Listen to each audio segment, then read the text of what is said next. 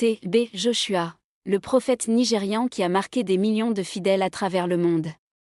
Temitope Balogun Joshua, plus connu sous le nom de T.B. Joshua, est l'une des figures religieuses les plus célèbres et les plus controversées d'Afrique.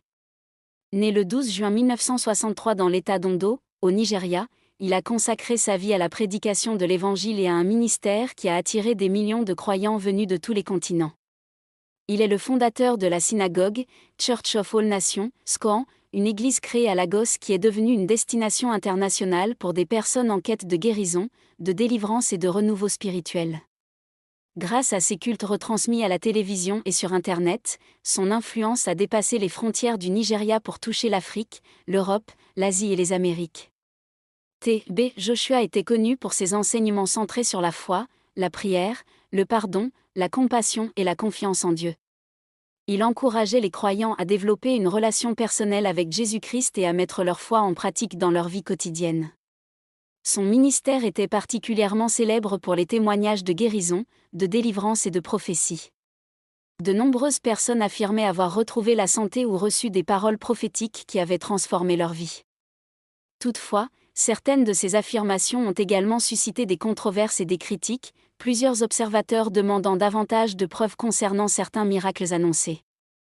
En dehors de son activité religieuse, T.B. Joshua s'est distingué par d'importantes œuvres humanitaires. Il a soutenu des orphelins, financé des bourses d'études, aidé des familles défavorisées et apporté une assistance financière lors de catastrophes naturelles dans plusieurs pays. Son engagement envers les plus démunis lui a valu le respect de nombreux fidèles. Le 5 juin 2021, T.B. Joshua est décédé à l'âge de 57 ans, quelques jours avant son 58e anniversaire.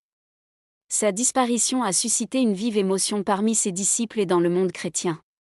Malgré son décès, ses prédications, ses enseignements et les activités de la SCOAN continuent d'inspirer de nombreux croyants. Aujourd'hui encore, T.B. Joshua demeure une figure marquante du christianisme contemporain. Pour certains, il est un homme de foi dont le ministère a transformé des vies, pour d'autres, il reste une personnalité controversée. Quoi qu'il en soit, son influence sur le paysage religieux africain et international est incontestable et son héritage continue de faire l'objet de débats et d'études.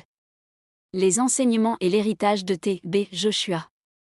L'un des messages les plus marquants de T.B. Joshua était que la foi devait s'accompagner d'humilité, d'amour et d'action concrète envers les autres. Il rappelait souvent que la puissance de la prière ne se limitait pas aux paroles, mais se manifestait dans une vie transformée, guidée par la compassion, le pardon et l'obéissance à Dieu. Au fil des années, ses prédications ont été traduites dans plusieurs langues et diffusées dans de nombreux pays. Des milliers de personnes racontent avoir trouvé du réconfort, de l'espérance ou un nouveau départ après avoir suivi ses enseignements ou participé au service religieux de la SCOAN.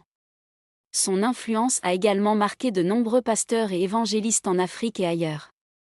Plusieurs ministères se sont inspirés de son style de prédication, de son accent sur la prière et de ses actions caritatives. Bien que certaines de ses pratiques et affirmations aient fait l'objet de controverses, son impact sur le christianisme contemporain reste important. Après son décès en 2021, la synagogue, Church of All Nations a poursuivi ses activités sous une nouvelle direction. Les cultes, les programmes de prière et les œuvres sociales continuent, avec l'objectif de préserver la vision du ministère fondé par T.B. Joshua. Pour ses fidèles, son héritage ne se résume pas aux miracles qui lui étaient attribués, mais aussi à son appel constant à aimer Dieu, à servir son prochain et à garder la foi même dans les moments les plus difficiles.